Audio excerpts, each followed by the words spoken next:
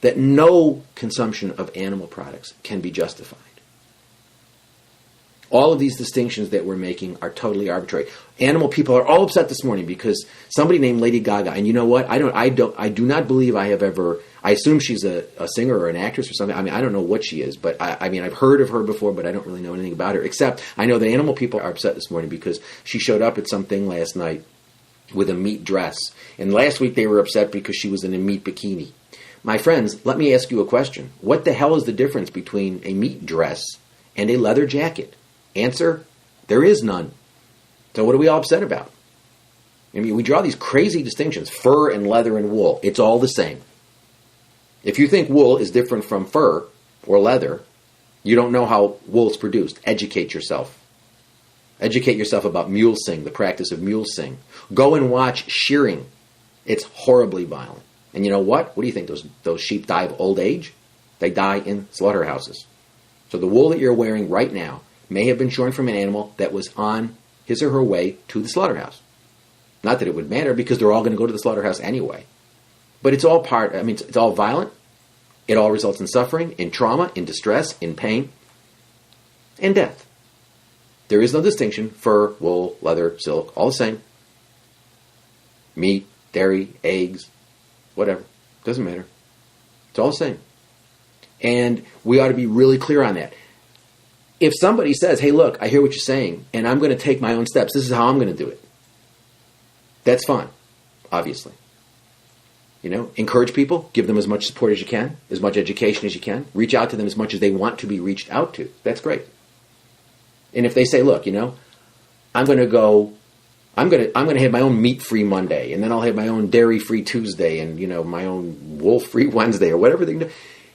But the message ought to be clear that we as vegan advocates should never be taking the position. If we care about animals as members of the moral community and you believe that we have no justification for using animals, however humanely we treat them, then our message ought to be clear that there is no moral justification for using any of them. So if somebody says to me, if somebody comes up to me, as they frequently do, I've given up meat. And, you know, and I said, well, you know, I understand that you think that that's a real step forward. I said, but, you know, what about the rest of the stuff? And the response I'll get is, well, you know, this is the first step I'm taking. Okay, fine. That's great. However, delude thyself not. If you think that eating that dairy stuff that you're eating, if you think that that's like resulting in less suffering, I mean, there's probably more suffering in a glass of milk than there is in a pound of steak. I wouldn't consume either of them. But I mean, the idea that dairy is some benign product is crazy. It is absolutely crazy. There is an enormous amount of violence and death in dairy products. And all sorts of stuff. I mean, go to a dairy farm someday. Watch what happens when the cows have their calves taken away. Watch it. I suggest to you, if you hear the cries of the mother, you'll never stick that stuff into your body again. I did that many years ago. I still have nightmares when I visited a dairy farm many, many years. I've seen a number of them, but one that I saw a long time ago. Actually, a very small dairy farm. A dairy farm that most animal advocates would say, this is a very humane place. And relative to the huge places, I suppose there were differences. But as far as I'm concerned, there were differences without a bottom line distinction. It's like torturing somebody on a waterboard with a pad, and playing music that they like. You know, is that better than, you know, if you're going to be waterboarded, is it better to listen to Pink Floyd or Lady Gaga? Assuming she's a singer, I would choose Pink Floyd. However, it's my musical taste. But I mean, it's still, waterboarding is a really horrible thing, right?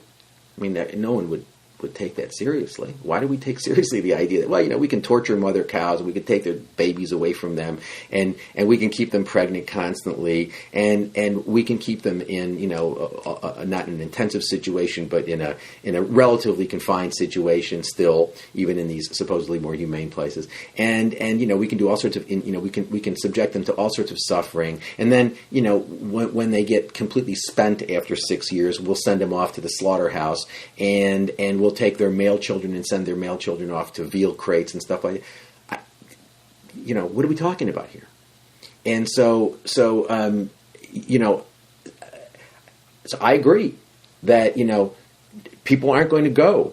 So to my friends at Vegan Etsy, let me make it clear. Let me make it clear to the Vegan Etsy team. I do not believe that people are going to go vegan overnight, but I very strongly believe that the message ought to be clear. We ought to give people something to aspire to. And this idea that we ought to promote the idea with things like Meat-Free Monday, things like that. Why? I mean, if we're going to have a gimmick like that, why not Vegan Monday? Or Animal-Free Monday? Or Violence-Free Monday? How about that? Why Meat-Free Monday? Why encourage people to think that meat is different from dairy? It ain't. So I think, but this idea that, people will never be able to understand this. The answer is they will understand it. As a matter of fact, what I can tell you is, after doing this for the period of time I've been doing it, one thing that people are always saying to me is that they are confused by positions that come out of the animal movement. People aren't dumb. They understand. When somebody's talking to them about fur, I've heard many people say, but this is just an emotional thing because, you people, namely animal people, you people, just think that, baby seals are really cute, which they are. I mean, they're very cute. But people see the connections immediately and they say, these people are out here worrying about, baby seals because they're cute while they're wearing wool or while they're wearing leather. I mean, people may not know much about how wool is produced, but they certainly know that leather is the skin of an animal. They know that whoever had that skin ain't alive anymore. They know that. So, this idea that, we're going to draw these, I think it's bad. I think it reinforces confusion, public confusion. But people can see through it when they think about it. And it's caused many people to sort of dismiss the animal position as irrational and as arbitrary. So I think it's really important to make clear that veganism is the moral baseline. We cannot justify using any of these products. If people wish to choose to continue to use them, then that's their choice. But the message should never be unclear. And we should never assume that people are incapable of understanding the vegan message. My experience, the experience of many of the people I know who do vegan advocacy, is people understand it just fine. They understand it just fine. If anything confuses them, it's the welfarist message in lots of ways. But they understand the message just fine. People are not stupid. Principle number 2. Principle number 3, don't get defensive when you talk to people. This is something that's a real problem with animal advocacy because probably every one of us has had the experience of, you're at a dinner party and somebody comes up to you and says, why are you eating that salad? Why aren't you eating the steak? And you say, well, because I'm a vegan, I don't eat animal products. And then after you get over the exchange about, they may assume you're doing it for health reasons. And you say, no, I don't do it because I don't believe in killing. I don't believe in exploiting animals. And then the response is, yeah, but what about exploiting lettuce? The lettuce on your plate, didn't you know? A book was written, I believe, in 1972 called The Secret Life of Plants. It's interesting how when people want to focus on something, they focus on it. And The Secret Life of Plants maintained that basically plants were sentient in much the same way that humans are, or that other sentient other beings that we clearly think are sentient are. And they now, they made it appear as though plants were sort of almost like human-like cognition in a lot of ways.